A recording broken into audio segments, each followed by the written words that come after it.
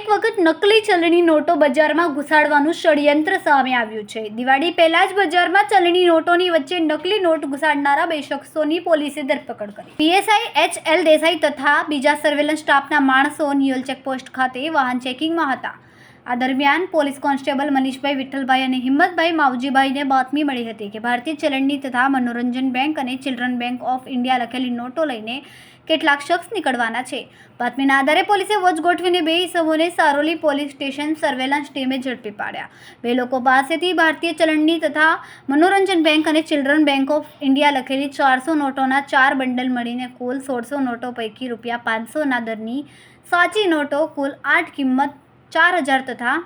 500ના દરની મનોરંજન બેંક અને ચિલ્ડ્રન બેંક ઓફ ઇન્ડિયાની 1592 નોટો તથા 4 મોબાઈલ ફોન 27,000ની મત્તાનો મુદ્દામાલ કબજે કરીને કાયદેસરની કાર્યવાહી હાથ ધરી। ભારતીય ચલણી નોટો સાથે વચ્ચે બનાવટી નોટો મૂકીને ઠગાઈ કરવાનો પ્રયાસ કરનારા 2 શખ્સની ધરપકડ થઈ। ફારૂક બિસ્મિલ્લા બેગ અને મનોહર અકલ્લા બાલારાજુ અસલી ચલણી નોટોની વચ્ચે ચિલ્ડ્રન બેંક ઓફ ઇન્ડિયા લખેલી નોટો મૂકીને વેચાણ કરવાના હતા। જોકે આ પહેલા જ પોલીસે આરોપીઓની ધરપકડ કરીને નકલી નોટો કબજે લીધી હતી।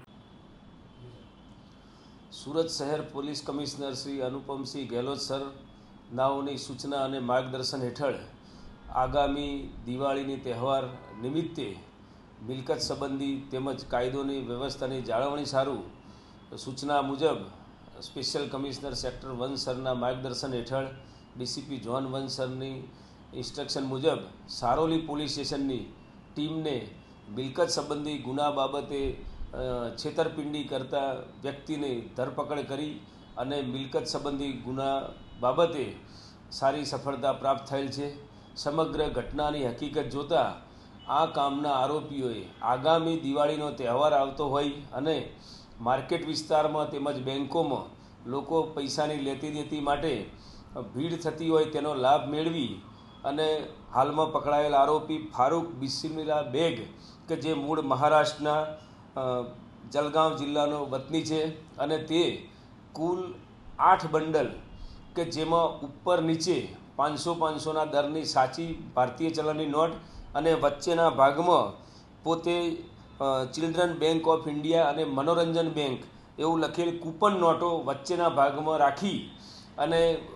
રિઝર્વ બેંક ઓફ ઇન્ડિયાના પેક મનીની જે નોટો મળતી હોય છે એ પ્રકારની બનાવટ કરી અને આગામી દિવાળીના તહેવાર નિમિત્તે અન્ય આરોપી મનોહર અકલા બાલારાજુ કે જે મૂળ એલ્લુર આંધ્રપ્રદેશ રાજ્યનો છે તેની સાથે મળી અને લોકો સાથે છેતરપિંડી કરી અને ₹100 અને ₹200ના દરની પબ્લિક જોડે નોટો બેંક અથવા બીજી કોઈ ભીડભાડ થતી હોય એવી જગ્યાએથી મેળવી અને આ 500ના દરની બનાવટી નોટો છે એ આપી અને ચીટિંગ કરવા માટે જે કાર્યવાહી કરવાના હતા તેઓને સુરત શહેર પોલીસની સારોલી પોલીસ ઇન્સ્પેક્ટર તથા તેમની સર્વેલન્સની ટીમે પકડી અને આ મુદ્દામાલ હસ્તગત કરેલ છે। મજકૂર આરોપીઓ વિરુદ્ધમાં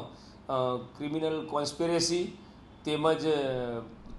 ચીટિંગ અંગેનો ગુનો હાથ ધરવામાં આવેલ છે અને હાલ તપાસ ચાલુ છે।